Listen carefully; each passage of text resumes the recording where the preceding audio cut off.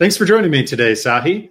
Security is a common topic in WebRTC, as it should be in all of software development. And there's a lot of encryption built into the WebRTC media channels already, but it's point-to-point security, not full end-to-end encryption, right? So we have a lot of vendors who have added in end-to-end encryption as an optional feature in their tech stack. But my question for you today is, do we need end-to-end encryption in WebRTC applications? I guess the TLDR answer is it depends, but in most cases, probably not.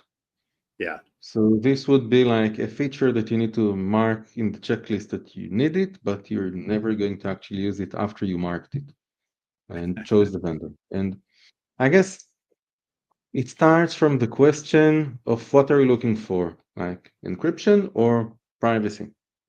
Which one? Okay. Security or privacy. Like the more secure the system is, it's actually less private in many ways. Okay. Because the question is, who are you securing it from? So if I need to secure it from users, then I need to authenticate and authorize them. So I need to know who is doing what, when exactly. So is that breaching their privacy while I'm doing that? And if I want to have a conversation that is private, what does it mean if I want security for children so that there is no, I don't know, people removing their clothes or saying things that they shouldn't? How do you handle that? Do you do it locally on the device, or is a server going to look at what goes on there and, well, where is the privacy is going now? So there is a tension there that always exists between security and privacy. And I think that most cases would tend towards security. And when we say end-to-end encryption, we're actually saying privacy more than we're saying security. Okay, that's just my viewpoint. No, that's a good point. It's a good point about the tension between those, and it feels like both security and privacy and end-to-end encryption are the kinds of things that when someone's building their requirements document, their RFP for a product, they just sort of throw that in there. Yeah, we want it to be secure and private and all those things without thinking about what does that really mean and what are the trade-offs that they're making. So yeah, if you're building something like, Signal, then you want privacy, right? And you want end-to-end encryption. But for most use cases, you probably don't want that, right? Most profitable companies in the world, and I would again focus it, that make money out of software, tend to need that data that is going to breach privacy. Right. And that's going to be the end of it. Facebook, Google, Amazon, just throwing names out there. Yeah. And that's the truth of it. Now, here's the thing. I'm a company. I'm an enterprise. I've got 1,000 employees. I want a system that is secure and private. Definitely that I want that. Now you're going to tell me I'm going to give you end-to-end encryption in the solution. I say, great, let's enable it. And then you tell me, well, now we can't record the calls. Right.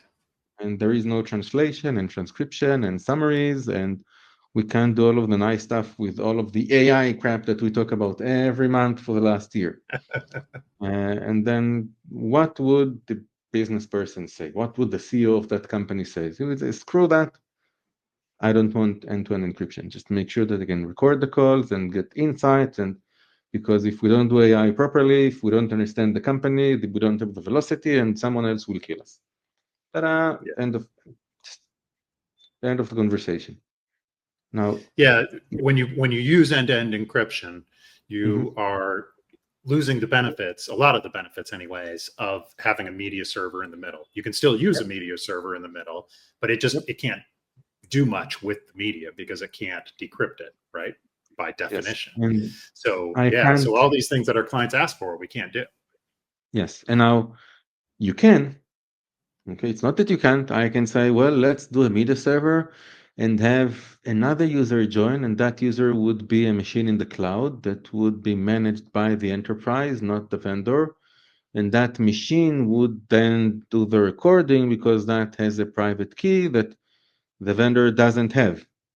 Right. We can do that. Sure. But then wham, it's like now I need to have machines hosted in the cloud that I manage, I maintain. Yeah. We're doing that, so I don't need to do it. So it's like, how do you go and bridge that gap? That I don't. I mean, I know how you do, but it will work only for very large enterprises that really, really seriously need both of these things at the same time. Let's say governments. Okay, they can pay for it. Others, less so. I don't see, the small SMB that is trying to sell washing machines going to do that. Why? Right. It's not worth it. And I think that in many ways, the way that end-to-end encryption grew up inside WebRTC was because of two things. At the time of inception of that, it came from a company that tried, I don't remember even the name, the company that decided to go against Bloomberg and bring some fintech solution that would allow also the people to interact in there, and then you don't want things to be recorded or to be able for others to join these sessions. It made sense. Yes, fine. Today, no, because everyone wants to record these calls and summarize them and send them to the bot to do whatever. But at that point in time, it made sense. And the people playing with WebRTC and toying with it at the time, so, well, here's a new toy to play with. We've done WebRTC. We know how to do video.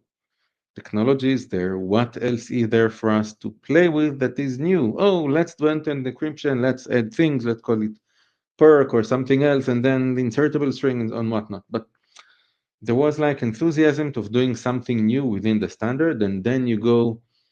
It was more a technical solution looking for an actual business problem. Okay, and we have end-to-end encryption that everybody enjoys and needs, and everyone uses for other things other than end-to-end encryption. So yes, there are a few calls out there, a few vendors that actually need end-to-end encryption, and they would say, I'm fine not doing recordings. I would sacrifice that in order to have end-to-end encryption. A very less than 10% of the market. And that's being very generous in the numbers. Yeah. So end-to-end encryption is nice, I think. But that's where less useful than we've been marketed or told that it would be. Yeah. Yeah. Obviously, in every application, some level of security is important. Some level of privacy should be important, though not always. But that doesn't mean you have to have end-to-end encryption for sure. And if someone is telling you that, you should push back a little bit and think about the trade-offs. Because even as you said, you could make some architectural compromises and get both, say, recording and end-to-end encryption, but you're going back to an older architectural style that we kind of used in the past of having a third dummy participant join the call just for the sake of recording it. And there's a reason that we got away from that and do recording on the media server instead, because it's better, it's more efficient. It's better technically, right? So you could do it, but you have to make some trade-offs that most people are not going to want to do in complexity or cost. So. Yes. Now, I think if you move fast forward 5-10 years from now, we will probably have end-to-end encryption for video. I'm not talking about chat messages and text messages, for video. But then there would be a lot of this, and how do we actually incorporate that in the other things that we need, like AI and recordings and transcription and translation and all of the other things? Do we do it on the edge? Do we try to segregate the machines in the cloud that have access or don't have access? I remember when Google came out with their noise suppression solution for Google Meet. They said, well, we do noise suppression on the server. So wait, the servers are now decoding the audio that we're sending them?